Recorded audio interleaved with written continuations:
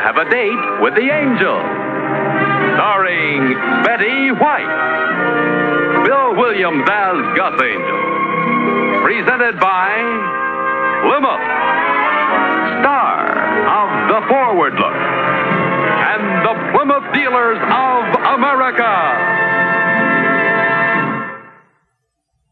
The time, 6 months after Vickie and Gus Angel were married. The plot, it could have happened anywhere. The place, but it happened on a train.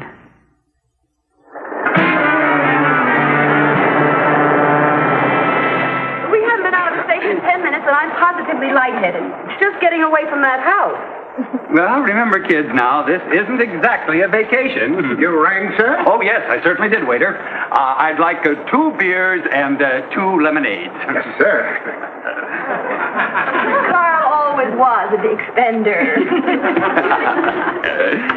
What I don't seem to get across to Dottie, Vickie, is that Gus and I are being sent to San Francisco so that John Calvin can give us the once-over. Us and our wives. You see, Vickie, San Francisco is the head office, and John Calvin is the head of the head office, and Mrs. Calvin is the head of the head of the head office. So naturally, if the head of the head of the head office and the head of the head office don't like us, off go the heads of the pinheads of the branch office. Oh, come on, kids. This is serious. Let's not giggle ourselves into unconsciousness. Oh, for heaven's sake. Gus, will you tell them that our future as executives of this company depends on the impression we make on Mrs. Calvin? My goodness, if she thinks we're married to a couple of screaming hyenas... Mrs. Calvin does carry a lot of weight. Well, we'll suggest a nice diet for her. Oh, thank You see, the reason they call Mrs. Calvin Mother is because she's finicky about a lot of little things. At least that's what we heard. Now, being this is our first trip to San Francisco, we don't know what to expect. Well, we won't disgrace you, Gus.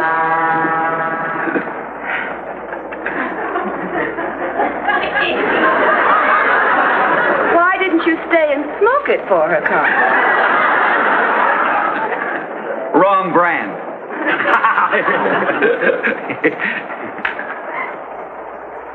Oh, waiter, right here. The lemonade here, please, and the beers right here. Yes, sir. Lemonade for the ladies? Mm-hmm. Here for the gentlemen. Thank you. Oh, and give the check to my friend here. He's on an expense account. Yes, sir. Here you are, sir.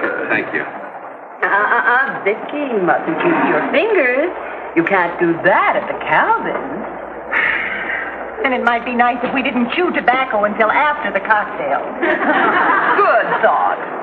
Look, kids, let's not get stuffy, shall we? It's just that Mother Calvin likes a happy family. And John Calvin buys the idea that if his men come from happy families, they make better executives. Did you get her license number, Carl? Don't be silly, darling. I was just thinking how much better that dress she was wearing would look on you. In other words, be yourself at the Calvins, but be careful, huh? That's it. Well, Gus, what do you think we're going to do? Walk in and sing 3 choruses of Red River Valley? Oh, that's very funny. 3 courses of red. Look, if we seem to lean too much on this Calvin business, it's just because our whole future depends. Well, thanks very much. No cream. I hope I didn't embarrass you, Vickie. But there are some things you just have to do. What's the matter with her? Oh, insanely jealous. How long does it take her to get over one of these things? Oh, Dottie is emotionally immature. Quick to anger and quick to laughter. She'll be over in about a week. A week? We're meeting the Calvins in the morning. She's got to be over with it by tomorrow. Gosh, you're right. Why are you so petrified of John Calvin? Me? Well, all week long I've been getting nothing but hints as to how I should act. If they have a cat, make a fuss over it. If they have a dog, don't mention a cat. If they serve fish, choke it down anyway. Am I in the habit of embarrassing you? Have I been saying all those things? You even told me not to mention gin rummy in case they don't drink. I'm sorry, sweetie.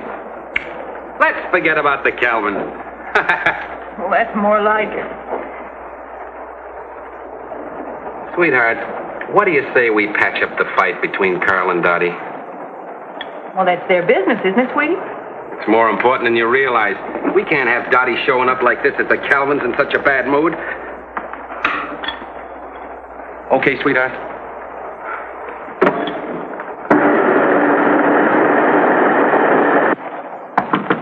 Dottie, honey. Open the door, Dottie. I know you're in there. I can smell that gook you put on your hair. Dorothy, open this door. You hear me? You open this. Is there a lady in there? Well, now there is an open question. Dorothy!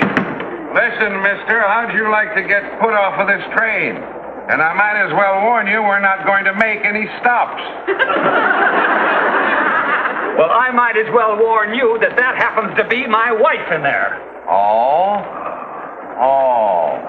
Well, try and keep your voice down, will you, friend? Yes, conductor, yes. Thanks.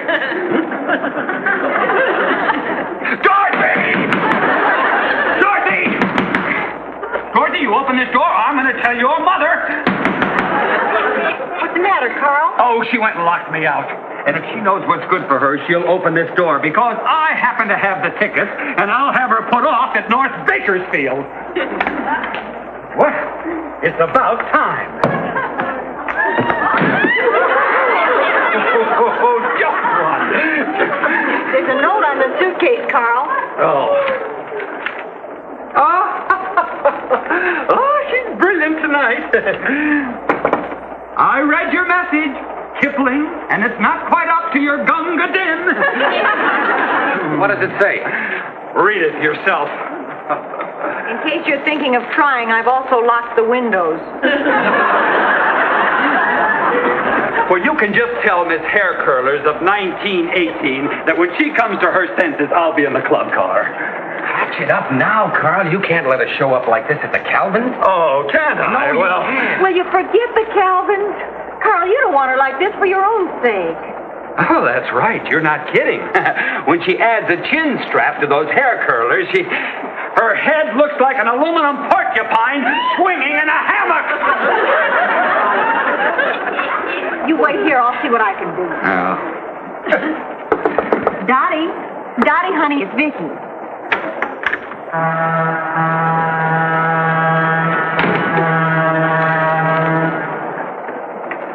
An aluminum porcupine swinging in a what? He didn't mean it, Dottie. Did you see the way he was taking inventory of that tall brunette? He isn't a husband. He's a chicken inspector. I don't think he even knew he was doing it. If he tried to meet the girl, it'd be a different thing, but he never does. Does he? No. Well, I'd worry a little if Gus didn't look at other girls once in a while. Of course, I'd take a dim view of it if he actually talked to them. After all, what harm can they do if they don't say anything? Carl doesn't have to say a word. He has the most talkative eyeballs west of Kansas City. Oh, that's more like it. Well, honestly, sometimes I hate myself for still being in love with that. An aluminum porcupine swinging in a what? A hammock. Carl has such a flair for the obvious.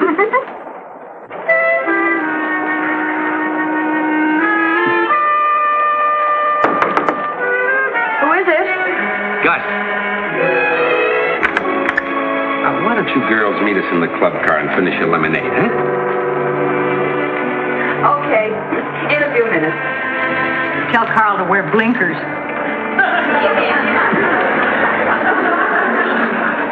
The girls are going to meet us in the club car in just a few minutes. I heard that last remark. Oh, look at this, Gus. Some people have no consideration for others. Now you got to be an Olympic hurdler to get up and down the aisle here. No, we don't do things like Well, are these yours? Oh, yes, sir. I'm terribly sorry. I was just trying to rearrange the compartment. It's a little crowded with the nurse and the children and myself. Well, of course. Gus, get inside and help this little lady. These bags are too heavy for her to lift. That's awfully nice of you. Well, how many children do you have? Oh, 3. My husband hasn't seen the baby yet. He's in the Navy. Oh, well, I hear the Navy's taking them pretty young these days. Oh, put the heavy one on top, Gus. So loud, Carl. Babies are trying to get to sleep. Oh, well, Jan, I see you don't need any help. Oh, no, these gentlemen came to my rescue. Oh, this is my kid sister, Mrs. Johanna Threeb. Oh, Mrs. Well, what do you say we just use first names? I'm Carl, and this is Gus. Oh, fine. Well, I'm Janet, and this is Vivian. Baby, you're sure cute. Oh, thank you so much. Well, see you later. Right. You know, you girls are going to love San Francisco. My, it's a real fun town. I know. I work for the San Francisco Police Department. Police department. I see. See you later. You know, I had a friend who was connected with the police force once. Yeah, by a pair of handcuffs. Well, I got a lot more of them, but I seem to be boring my friend. We'll see you girls later. Right. Bye. Well, thanks again, Gus and Carl. Bye. Bye-bye. Bye. Yeah. Pretty old jokes, but nice guy. Yeah. Say, how about joining me in the club car, huh? Oh, I'd love to, but you know, I want to get the kids to sleep first, all right?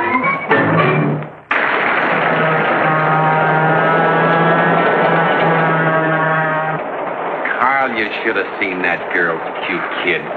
Vickie's just got to see him. She just loves babies. Honestly, Gus, you're such a chowderhead. Even you should realize that we don't even dare mention those two girls.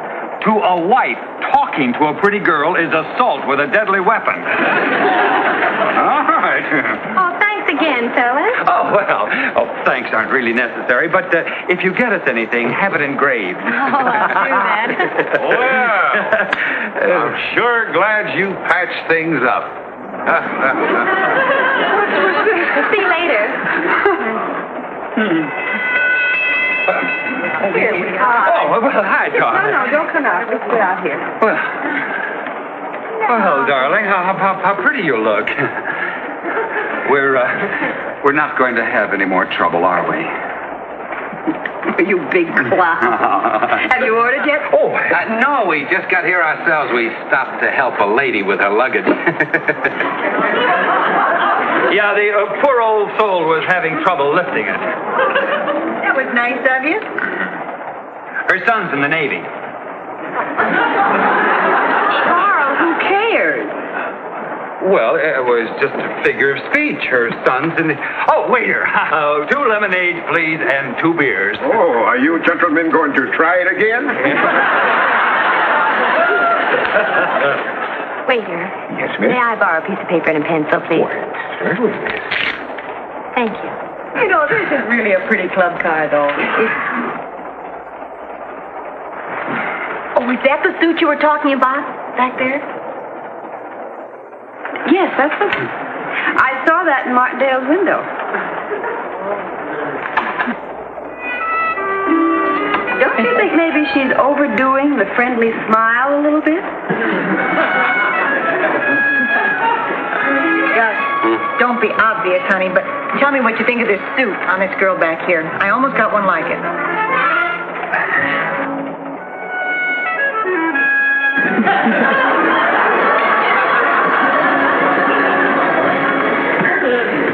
You're right. She's either friendly or she's very proud of her teeth.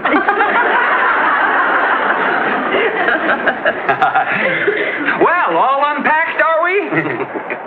Well, now, there's a question that came right out of left field. Tickets, please. Oh, I have yours. Yes, sir. Say, you sure do get around. what a crazy mixed-up conductor. Oh, waiter. Here you are. 2 lemonades, please, and 2 beers. And you can give my friend the check again. A big tray, and they have awfully small checks. You know, being on this club car reminds me of a wonderful story. This one fellow says to the other fellow, he says, "Do you believe in clubs for women?" And the other fellow says, "Only when they get out of line."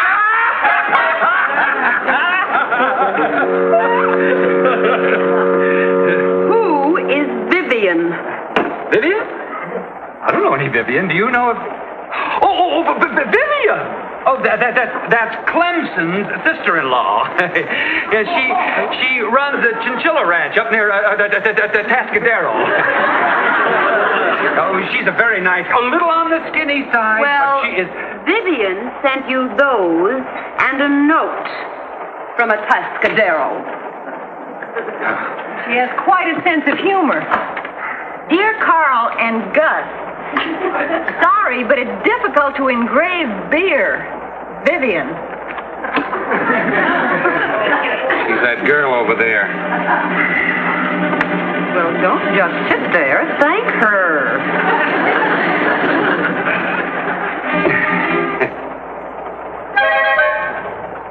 Thank you.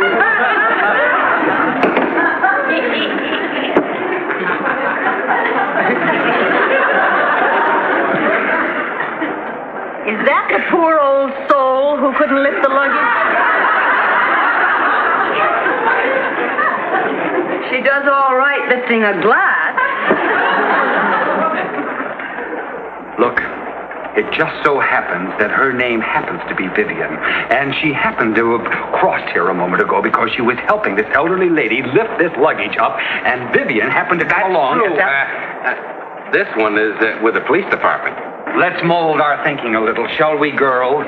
Now, it happens to be true. This one is on her way to San Francisco. Vickie, you can sit and listen to this fairy tale if you like, but I've had all I can stand. Now, Dottie? And when I get to San Francisco, I may just kick Mrs. Calvin in her motherly shins.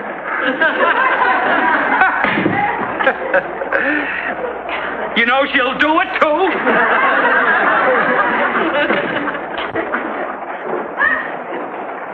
I hate explanations, but I guess I'd better, huh? Yeah, I'd better. Vivian really is with the police department. Vivian? When you first met me, you called me Miss Morgan for 3 weeks. And, you see, her real name is Mrs. Robamacher or Robamaker or something, and, yes, and she did happen to come along when we were helping her sister with her luggage.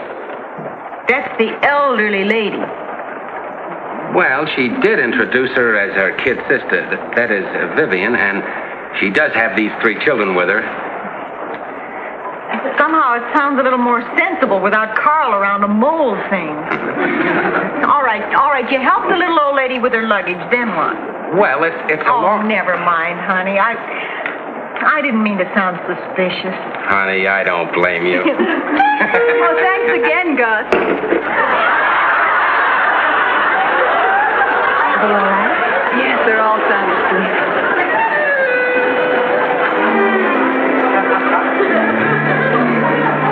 You forgot to tell Grandma you're welcome.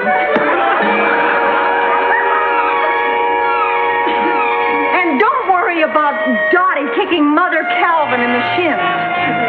Wait till you see where I'm going to kick her. Dorothy, open this door. I know you're in there. I can hear those corny curlers clicking. Dorothy!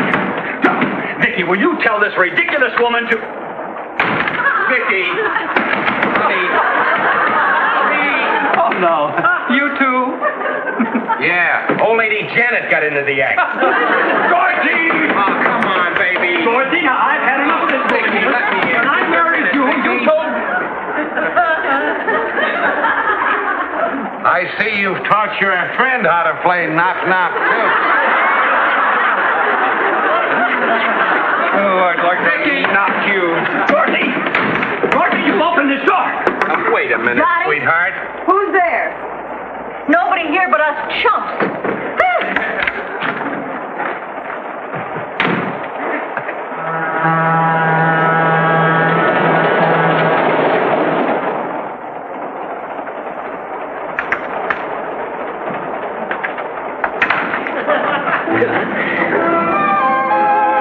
Oh, darling, I'm so sorry. You're sorry. I didn't sleep a wink, honey. Carl! Out! I made him sleep in the upper berth for causing all this trouble. Come on, Carl! Back to Mama! Come on, back to Mama! What? Back to Mama! You kidding? She'll crack my clavicle. She's asleep, Carl. Oh. I'll get my thing. Okay.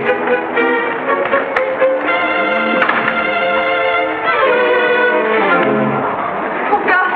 Yeah? Gus, have you seen Greg? I've been all over the train. Greg? Yes, my little boy. He's disappeared. Oh, excuse me.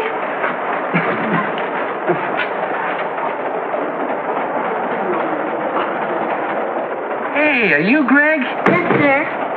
Where you been, son? I want to talk to the engineer, but they won't let me. Yeah, I used to do that as a kid, too.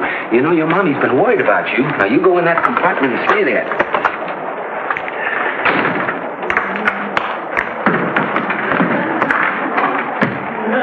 Good night, Carl. Good night, Vickie.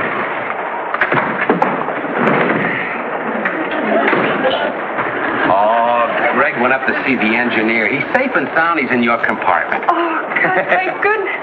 Oh, Gus, you're simply wonderful.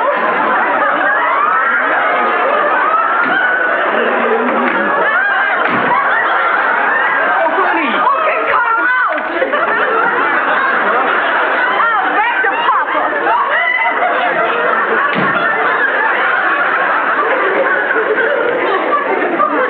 Oh, Gus, this is the worst nightmare I've ever had.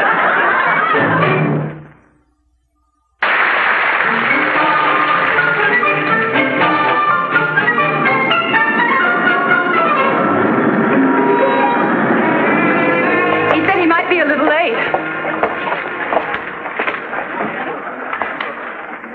Where else would we wait but in the waiting room? I still think we ought to try to reason with the girls.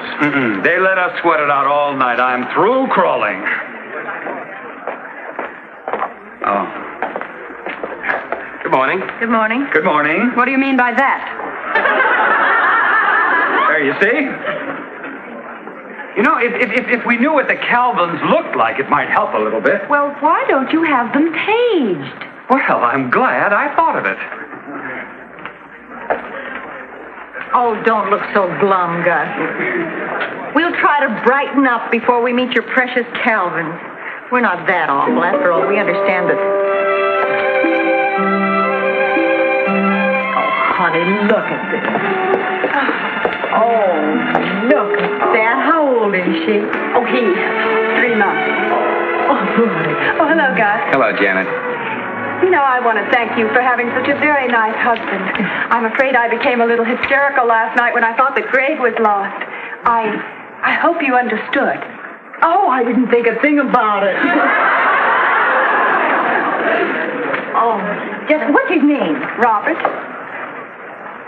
You're a lovely fellow. John, you should have found out what they looked like. Yes, I know. Oh, look, John. Oh, darling, look. Isn't she sweet? How old is she? Oh, it's a he. Oh. 3 months. Oh, it's too pretty for a he. Oh, look, there he is. There's Daddy. Hi, Daddy. Oh, goodbye now. Goodbye.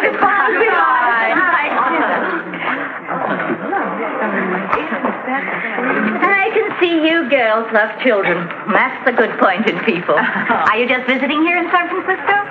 Well, more or less on business.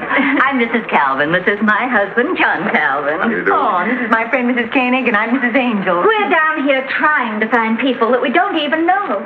Mrs. Calvin. Hi, Mrs. Kern.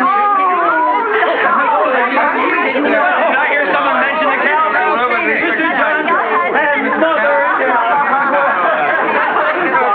Come on, fellas. I've got a car waiting. old woman. But I like John's people to be happy. And the minute I saw you smiling, happy couples, well, I knew you belonged in the Calvin family. I'm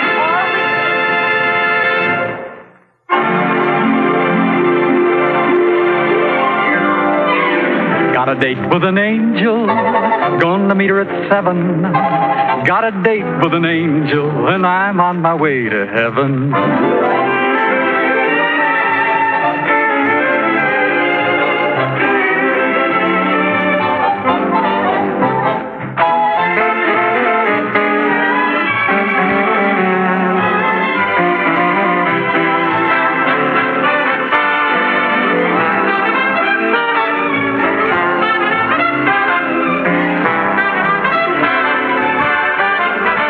Ladies and gentlemen, your Plymouth dealer invites you to watch the Lawrence Welk program Top Tunes, and you tell it on this same network. Tom Kennedy speaking. Good night, everybody.